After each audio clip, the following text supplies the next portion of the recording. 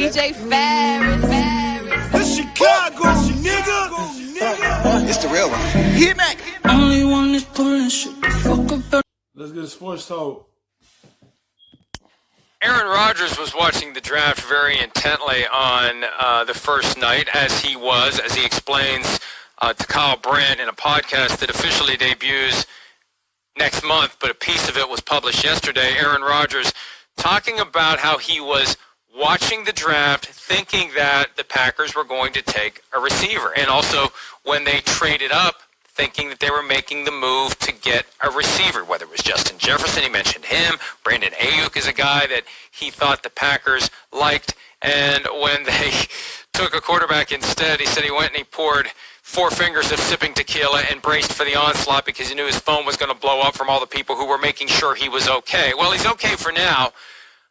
He may not be in Green Bay a whole lot longer, though. He said, just look at the facts when asked about moving on in a couple of years. And, you know, Chris, there was a thought that this would be his last year, but it's something we were talking about as it relates to Russell Wilson earlier in the week when we were speculating on his future in Seattle. It's going to be harder now to move on from Aaron Rodgers in 2021, even if he wants to move on, because the salary cap is going to be lower. That salary cap hit from trading him is going to be it's going to hurt. Piece of the pie that is gone forever. But look, I think 2 years is now the magic window for Aaron Rodgers with the Green Bay Packers, and I think the moment they traded up to get Jordan Love and squandered their chance to build on a team that got within a game of the Super Bowl last. This is deja vu all over again. The same thing that happened with Brett Favre. They went to go draft Aaron Rodgers. He sat right behind him. The Packers moved on for Brett. They doing the same thing they doing with Aaron Rodgers. Instead of going to get him another weapon, they want to go get him a backup and a future quarterback. That's all it is, this deja vu all over. Instead of surrounding Aaron Rodgers with another guy, you can't just have Adams. Because what does he get double team? Now who the second option? You don't have one. Because you didn't draft one. If you want Jordan Love to be your future quarterback, you got to surround him with more wide receivers as well. He can't just be throwing Adams. You got to put more around your quarterback when y'all turn over the keys to him. But right now, y'all have Aaron Rodgers. Y'all should have surrounded him with more wide receivers, but y'all went ahead and got y'all future quarterback. That's letting you know they're going to do the same thing they did to Brett Favre, the same thing they're going to do to Aaron Rodgers. Last year, which I'm sure has made him upset deep down. I mean, he said nothing in that clip I saw yesterday. Yeah, he played it cool. But let me say, he said nothing that conflicted with the things that Brett Favre said after he spoke to Aaron Rodgers. Right. I believe he's upset. I believe that he sees this as, we had a chance to get back to the Super Bowl. We had a chance to try to win a Super Bowl, and you've decided to take a step back. I just think that he's going to end up playing for somebody else, and it's going to be fascinating to see who it is and when it happens. Yeah, I hear you. I'm tuned in too. There's no doubt. I think the magic number is 2 years. You know, and first off, you know, again, we hit on this on the top of the show, but you know, the draft looks worse now because Devin Funchess has opted out. So now here we are, back to the same group of guys. There's nothing to talk about in Green Bay in the offense. It's Aaron Rodgers and Devontae Adams. It's hand the ball off to Aaron Jones, and hopefully that's right. That's all there is to it. You know, and that's just not fair. You know, other great quarterbacks got more than that. Look at Brady. Look at Mahomes, Deshaun Watson, all of them. You know. Everyone he just named have weapons around them. Mahomes, he have Tyreek Hill, Sammy Watkins, Michael Harmon, Kelsey, even Joe Burrow. And he ain't even played a game yet. He got AJ Green, Higgins, Ross, Boyd. Who else got players around him already? Even when the Chargers turn over to Herbert, he got Williams, Kenny Allen.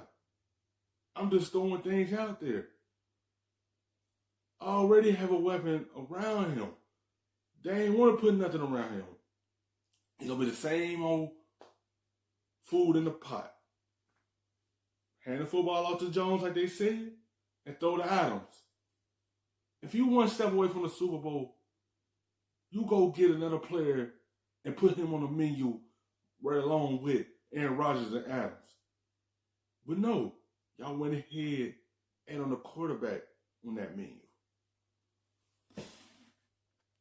Seattle, Russell Wilson, all of them, all the top 5 quarterbacks all have better talent than Aaron Rodgers, not even close. And you can go down the list, and it's even worse than that. So, yeah, it's frustrating. And I think, the point you made about the salary cap with Aaron Rodgers and all that, the dead money, you're right. That's going to be hard to swallow next year with where the number looks like it might be at.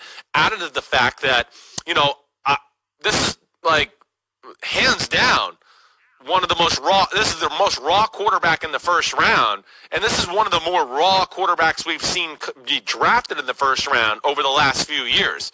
This is a kid in Jordan Love who his good is great, but there is a lot of middle ground there and a lot of ups and downs too when you really dive into his film and study him.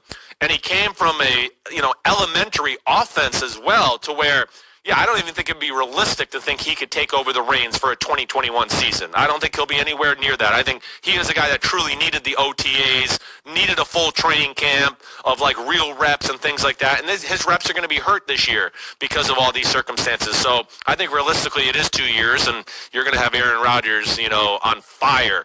I hope he drank 1942 tequila. I hope he's drinking the good stuff. Well, I have a feeling he can afford it. Oh, you think he can? Yeah. Yeah, somebody bought me a bottle of that. And see, the problem is, I don't know who it was that bought me a bottle of that, but somebody bought me a bottle of it. Once you develop a taste for it, what happens is, the first bottle's free, and then you realize how much it costs. Yeah. And the second bottle, and the third bottle, and the fourth bottle, and the fifth bottle aren't free. So I would like to say thank you very much in a sarcastic way to the person who bought me the 1940. Hey, no problem. I give out good gifts, but that's why I didn't want to give you the big bottle. Remember, I gave some of the really important people here at NBC. I gave them the big bottle, and I gave you the smaller one. I couldn't waste that kind of money on you. You got to get your story straight, because you've gone from I intentionally bought you the small bottle too. I was supposed to get you the bigger bottle, so you're all over the place. I don't know what the hell I did about this and clear it up once and for all.